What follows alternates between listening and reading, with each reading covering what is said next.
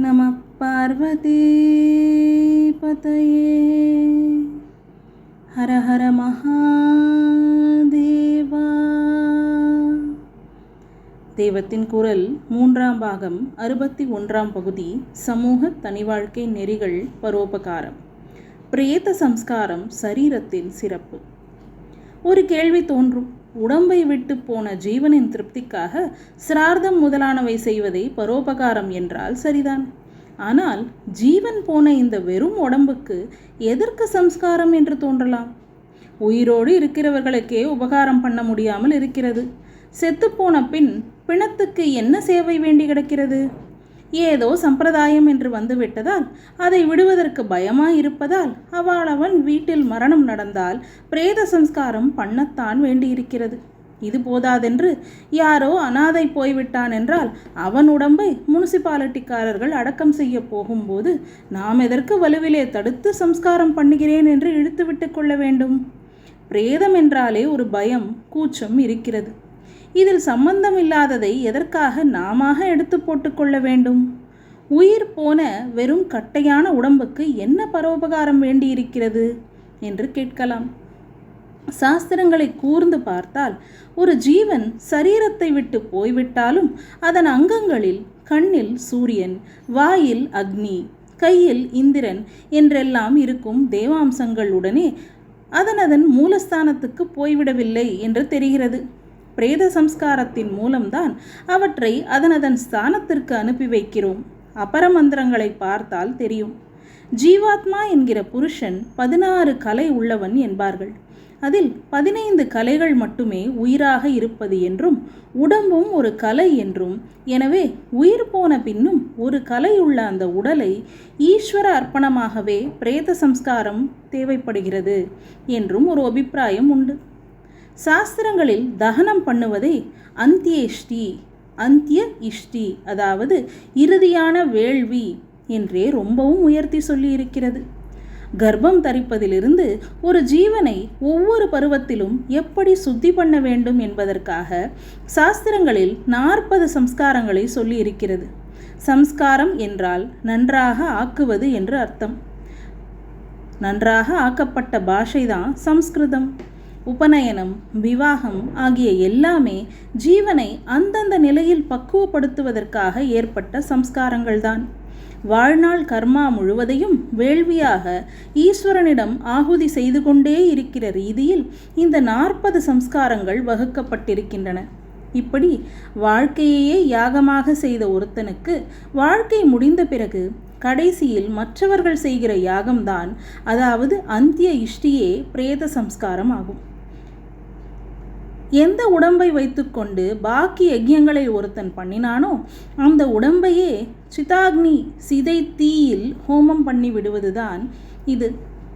பிரேத சம்ஸ்கார மந்திரங்களில் அப்படித்தான் சொல்லி இருக்கிறது. ஹோமத்துக்குரிய மற்ற வஸ்துக்களை நெய்யினால் சுத்தி செய்து அக்னியில் போடுகிற மாதிரிதான் பிரேதத்தையும் சுத்தம் பண்ணி தகனம் செய்ய சொல்லி இருக்கிறது. உடம்பு ஈஸ்வரனுக்கு அர்ப்பணம் செய்யப்படுகிறது. மண்ணில் அடக்கம் பண்ணுவதானாலும் ஈஸ்வர அர்ப்பணமே ஆகிறது. இதை பற்றி இன்னும் கொஞ்சம் சொல்கிறேன். தேகம் ரொம்ப இழிவானது, இதிலிருந்து விடுபட வேண்டும் என்று பெரியவர்கள் பாடி வைத்திருப்பதெல்லாம் உண்மைதான். ஆனால் இன்னொரு நிலையில் பார்த்தால் இந்த தேகம் என்பது ஒரு மகா அற்புதமான மெஷினாக இருக்கிறது. ஒரே மெஷினில் ஒவ்வொரு பாகம் ஒவ்வொரு தினசான காரியத்தை செய்கிறது. கண் என்று ஒன்று வெளிச்சத்தையும் வர்ணங்களையும் பார்க்கிறது. காது என்று ஒன்று சப்தங்களை கேட்கிறது. இருக்கிறதெல்லாம் ஒரே ஆத்மா. இத்தனை அவயவங்களுக்குள்ளேயும் ஒரே ஜீவன்தான் இருக்கிறது என்றாலும் கண்ணும் காதும் கிட்ட கிட்ட இருந்து கூட கண்ணால் கேட்க முடிவதில்லை, காதால் பார்க்க முடிவதில்லை. பக்கத்திலேயே வாய் என்று ஒன்று அதற்குத்தான் ருச்சி தெரிகிறது. பேசுகிற சக்தியும் அதற்கே இருக்கிறது. தொண்டையில் பல தினசாக காற்றை புரட்டி அழகாக கானம் செய்ய முடிகிறது. பல வஸ்துக்களை பிடிப்பதற்கு ஏற்ற மாதிரி கையும் விரல்களும் அமைந்திருக்கின்றன.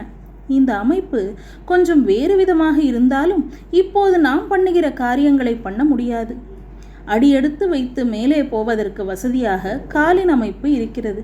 நடக்கிற போது கூடிய மட்டும் ஜீவராசிகள் நசுங்காதபடி பூரான் மாதிரியானவற்றின் மேலேயே நாம் பாதத்தை வைத்தால் கூட அவை நெளிந்து கொண்டு ஓட வசதியாக உள்ளங்கால்களில் குழித்தார் போன்ற ஏற்பாடு, சப்பனம் கூட்டி உட்கார வசதியாக முழங்காலில் எலும்பு நரம்புகளின் அமைப்பு என்று இப்படி ஒவ்வொன்றை பார்த்தாலும் பராசக்தி எத்தனை சூக்ஷ்மமான கல்பனையோடு ஒரு சரீரத்தை பண்ணி இருக்கிறாள் என்று ஆச்சரியமாக இருக்கிறது.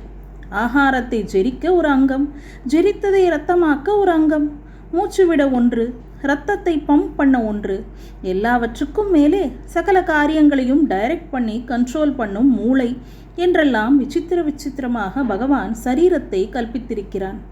சதை, இரத்தம், மசில்ஸ், நரம்பு, எலும்பு என்று ஒவ்வொன்றுக்கும் ஒரு பர்பஸ் இருக்கிறது.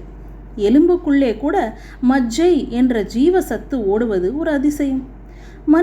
மனித சரீரத்தில் இருக்கும் கோடிக்கணக்கான செல்களில் ஒவ்வொன்றும் ஒரு அற்புத லோகம். இப்படி தனித்தனியாக ஒவ்வொரு பாகமும் ஒரு அற்புதமான மிஷினாக இருப்பதோடு மட்டுமல்லாமல் எல்லாமாக ஒன்றுக்கொன்று இசைவாக சகாயம் செய்து போஷித்துக் கொள்வதும் மகா அதிசயமாக இருக்கிறது. ஆனபடியால் எவனோ லட்சத்தின் ஒருவன் தேகம் பொய், மனசு பொய் என்று புரிந்து கொள்ளும் ஞானியாக ஆனாலும் பாக்கி எல்லோரும் பகவான் தந்திருக்கிற இந்த அற்புதமான மெஷினை வைத்துக்கொண்டு தர்மமாக வாழத்தான் முயற்சி பண்ண வேண்டியவர்களாக இருக்கிறோம். இந்த தர்ம வாழ்க்கையிலிருந்து தான் அப்புறம் ஞானத்துக்கு போக வேண்டியவர்களாய் இருக்கிறோம். யோசித்து பார்த்தால் சரீரத்தை ஏன் மட்டம் என்று திட்ட வேண்டும்? அது என்ன பண்ணுகிறது? அது மனசின் கருவி மட்டும்தானே.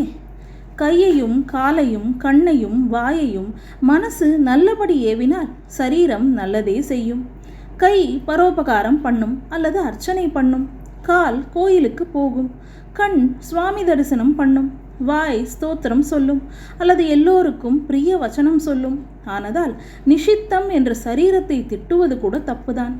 தர்மத்தை செய்ய சரீரம்தானே சாதனமாயிருக்கிறது. சரீரம் ஆத்திய கலு தர்ம சாதனம் என்று வசனமே இருக்கிறது. தேகோ தேவாலய புரோக்தா, உள்ளே இருக்கிற பரமாத்மாவுக்கு இந்த உடம்பே ஆலயம் என்கிறோம்.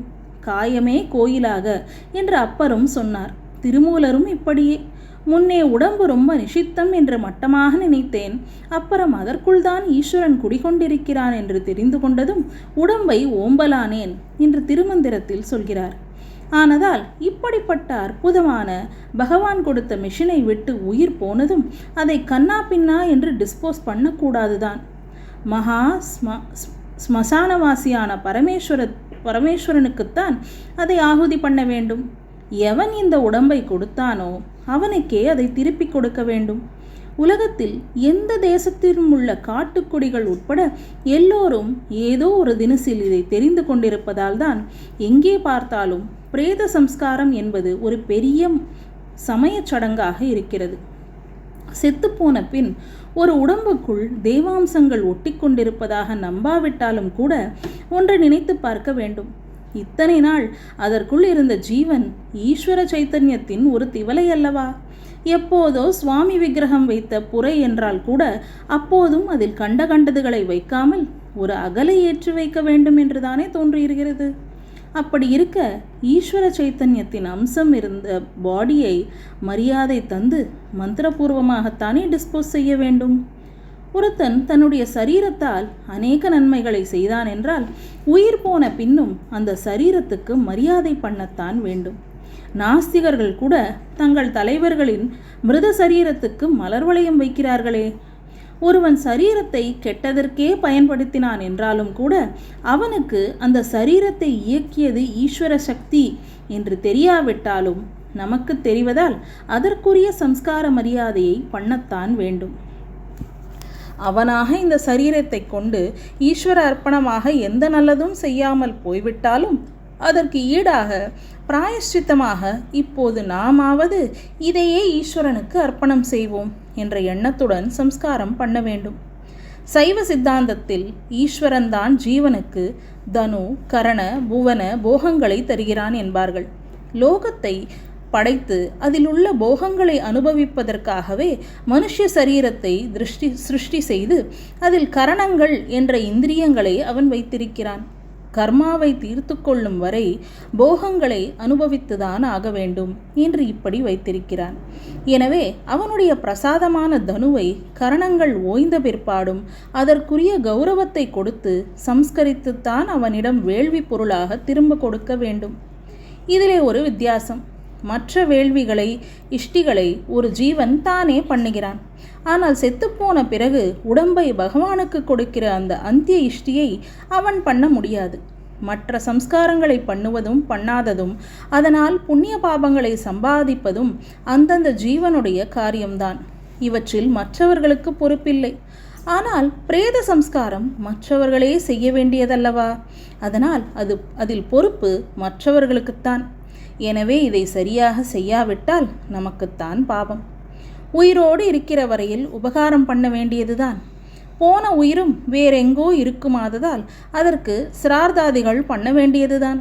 ஆனால் உயிர் போன உடலுக்கு எதற்கு சம்ஸ்காரம் என்று முதலில் கேட்டுக்கொண்டோம்.